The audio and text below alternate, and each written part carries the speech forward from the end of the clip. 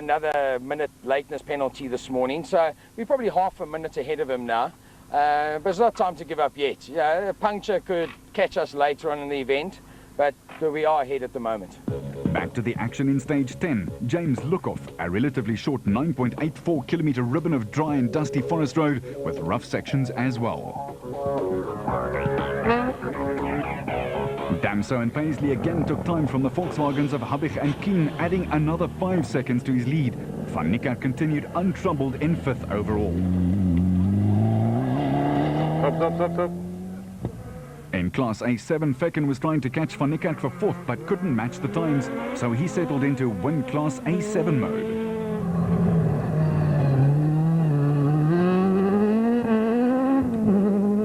Mike Nathan and Graham Hooper continued to build their lead in Class N2, while their main rival Aggie Stroh had yet more flat tyres. Nathan's wife gave birth to baby Mika the day before the rally. Congratulations, Mike.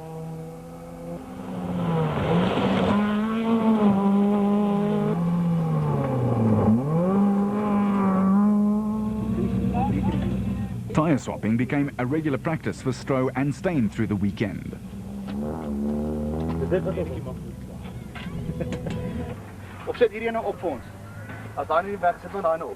Lots of trouble this weekend. 5 flat wheels.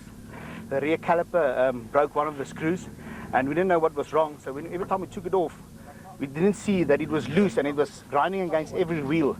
And of the heat, the tire burst every time. So 5 flat wheels. Eventually we got the problem. But now we're far behind. We're about 4 minutes behind Mike Nathan. But we're about 1 minute and 4 seconds behind Etienne, the previous stage, Etienne de Toy. So we're trying to catch Etienne for 2nd place.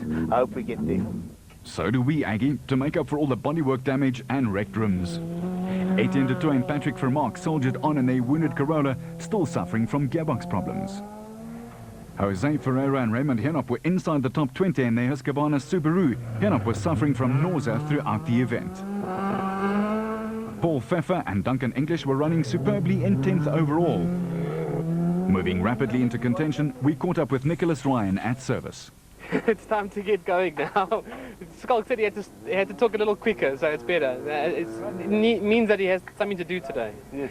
So, but the car looks great now. We sorted out the shocks. The shocks needed some oil in them. They weren't moving up and down as they should. I felt and it was too hard, but now the service guys did a fantastic job. Did both front shocks in 20 minutes this morning, serviced them, done, ready. I think we're only 2 seconds behind him now. So we'll have to just keep on chasing. Don't stop.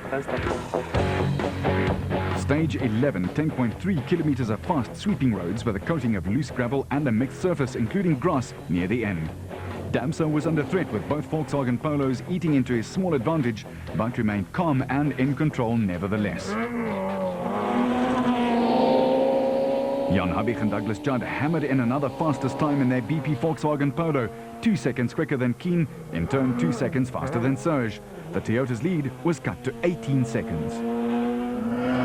Lower down the order, Gugu Zulu and Llewellyn Fourie charged after Dorf Coetzee, still leading Class A5, while Michael Houghton and Bryn Doherty took the stage class honours.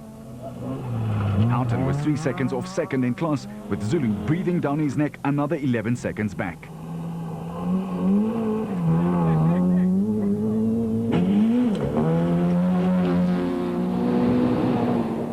In turn, Etienne Malherbe was under some serious pressure. Safiso Mashlangu and Mtombi Masilela survived a huge car-destroying roll in the Legwala Gwala FM Subaru, their second roll in 2 rallies. As the roads opened up, the pace hotted up even further. The chase for points was on, with positions changing all the time.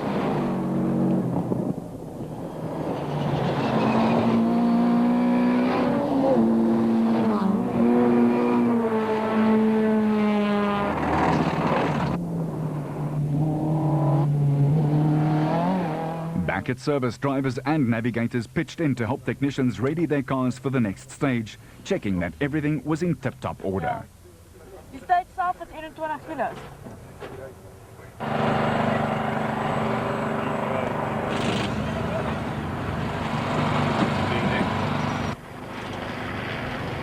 The chase is definitely on. I can't believe the pace. Obviously this lesson that I taught the boys in the previous event that they talk about.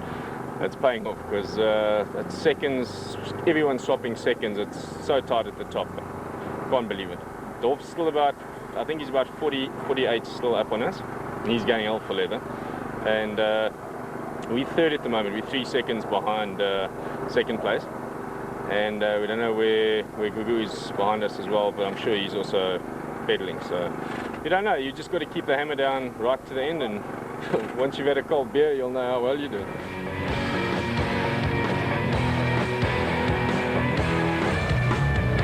Etienne Malherbe wasn't that fazed by the pressure.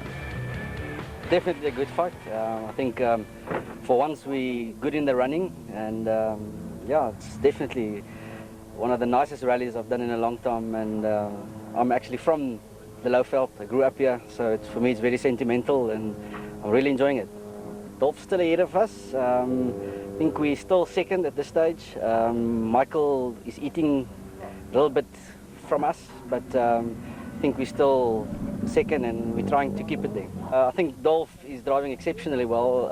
I'm driving, I think, 9/10, I would say. I'm not sure if I'm, at this stage, willing to take another risk by putting it up like to 10/10. So I'm willing to accept the pace as it is. Meanwhile, the top car boys went on top of things. The shock absorber broke yesterday. We've got a standard shock, Gabriel shock in there now.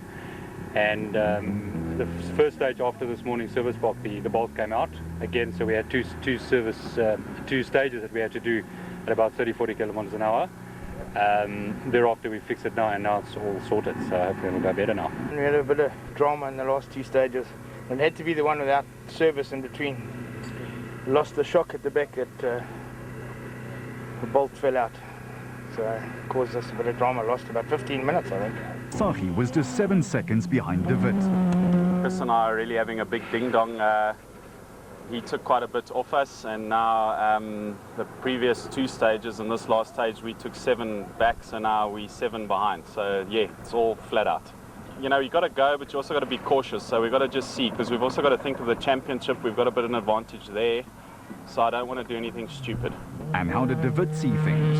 We started this morning 4 seconds behind, and we slipped another 2 on the super special. We took the first 2 dirt, Roddy took some back, so we're now 7 seconds ahead still. Every second counts, and no one gives a second away unless they have to. You know, every corner counts. Back to the action at stage 12 at 21.72 kilometers. Fast, smooth and open with loose gravel covering the road surface.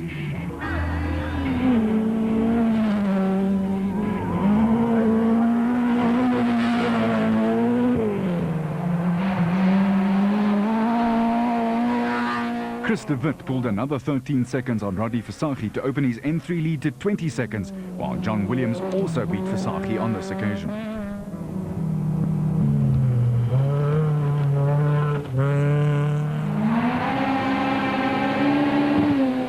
A left rear puncture cost Visagie dearly.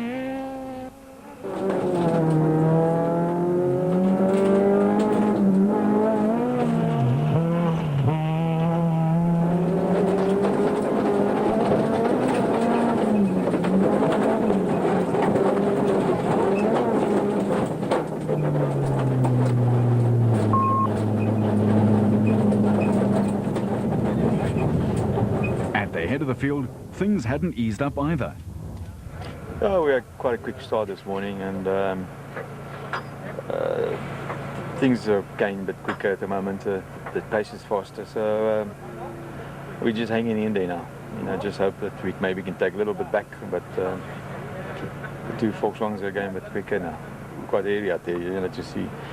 But it's good fun, and the cars are performing very well, and I think they must be quite spectacular, you know, from outside. I mean, I think we're all pushing to almost a limit, so just hope we can all stay on the road till the end.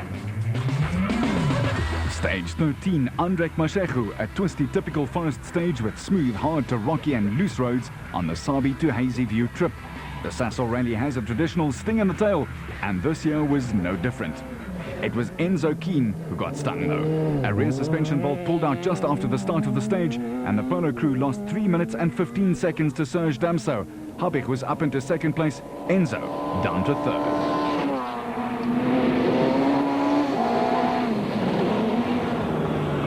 Johnny Gemmell also suffered from Triscai stageophobia, that's fear of stage 13. He had a puncture and stopped to change the wheel.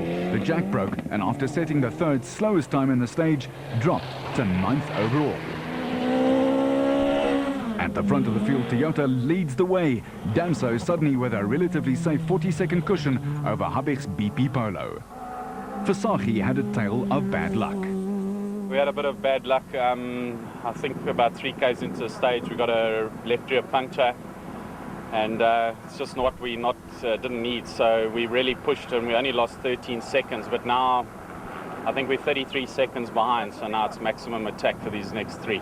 It's quite frightening. Basically, on any right-hander, you've got no control. The car, the rear end just steps out and it's uncontrollable. All left-handers are okay, but not as good. But on a right-hander, it's quite frightening, yeah. The tyre graveyard told its own story about conditions in the stages.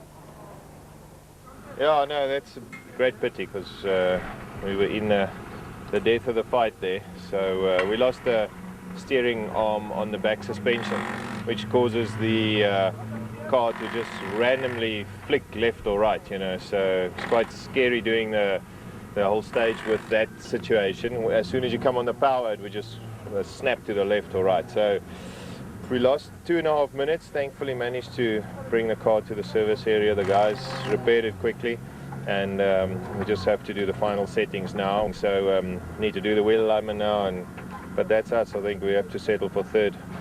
That's a great pity because I was enjoying the fight. We were leading our class, and then we got a flat wheel, the beginning of the 18k stage. So it was right at the beginning, so we couldn't drive with the front wheel flat. So stopped to change it, which wasn't a problem. Jacked it up, took the wheel off, getting the other wheel on there, the car fell down, broke the jack. So struggled there, get the jack out, bodged it, lifted it, got the wheel on. We lost 6 minutes. Special Stage 14, one of the most popular spectator stages on the outskirts of